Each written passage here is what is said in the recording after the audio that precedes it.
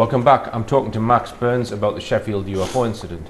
Now, if we just put aside all of the skullduggery for one moment and just consider what may have happened here in this incident, we've got a huge black triangle which was not making noises that a jet engine would make.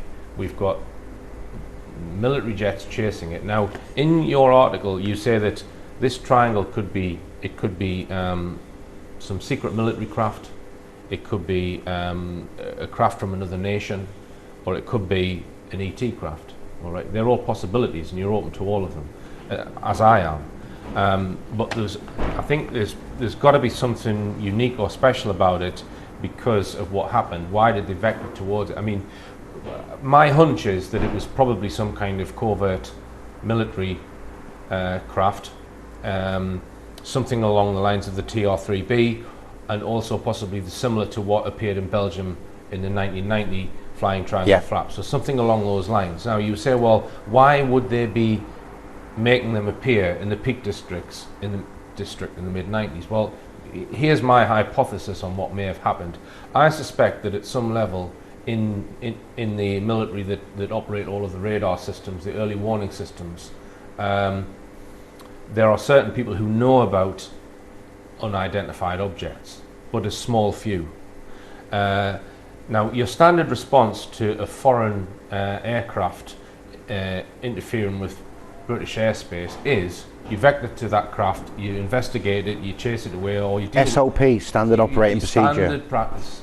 Now, I suspect that there are key people who work with early warning systems and make those decisions that know about there is the odd secret TR-3B or whatever it might be, and that you must back off. That you don't vector, you don't get all this military hardware to go and chase it. But because there's such a small group who have that knowledge, maybe they were on holiday, or the key person was on. Maybe standard practice went into operation because certain key people on that one occasion were not there to say, no, that radar return is a TR-3B or whatever, or it's something we don't want to know about, so we back off. So accidentally they vectored towards a craft which perhaps are there fairly often, because I've got lots of sightings of huge football field sized silent black triangles. All over the world. All over the world. So what are your thoughts on that, Max? I think it's very compartmentalised, the matter. Now, if it is a brand new, I mean, the stealth was flying around for over a decade, and that was reported as being a UFO many times. And maybe to test the air defences to see if it was radar can penetrate foreign nations' radar systems without being discovered. Or maybe they were in the Peak District that night and flying over Sheffield and Barnsley. I mean, a man saw it on a train.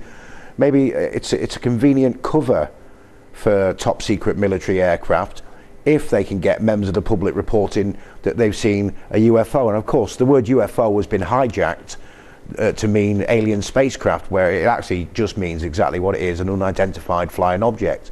And I'm open to, it could be aliens, it could be a military alien joint venture, it could be top secret military, or other, could belong to the New World Order, for example.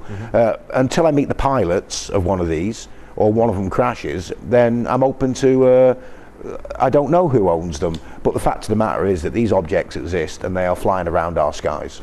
Absolutely. I've got multiple witnesses, and interestingly, if you go a bit north of that area, the Peak District, I've got a lot of sightings in the north of Todmorden and Skipton area. You've got triangles being seen there, and we've also had the Staffordshire incidents of triangles. So there's no shortage of people who've seen completely silent the Sheffield case, black triangles. The Sheffield case happened approximately 2 weeks after that famous case from Phoenix, where many people from different angles all filmed a huge flying triangle. I mean, it made the one over Sheffield look like a mini moke. By comparison, this thing was huge, kind of, to toy the phrase, mothership size kind of thing. There are a lot of parallels with the Berwyn Mountain UFO case, which I've looked at extensively. I made a film with Scott Felton about the case, And I would say the similarity is that something crash landed, and they didn't want anyone to know that anything had crash landed, because it's potentially putting lives at risk of people who live in those areas.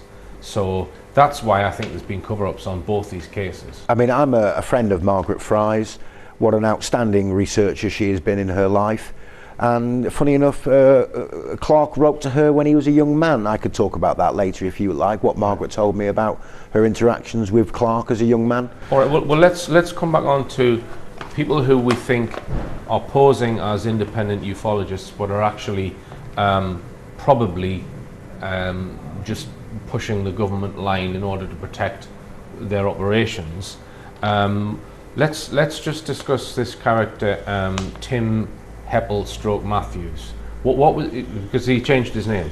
Yeah, is Timothy Miles Heppel, now known as Tim Matthews. You know, he's assaulted police officers and got away with it when he was involved with far-right groups.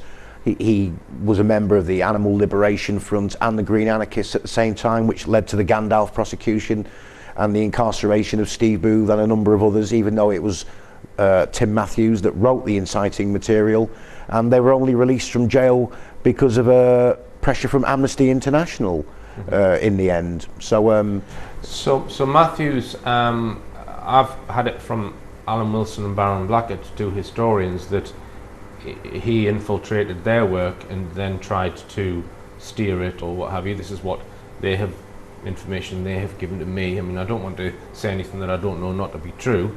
So how are you so sure that the likes of Heppel Matthews is a state asset and he's been put out to infiltrate and then crash certain research? That's what you're suggesting, is it?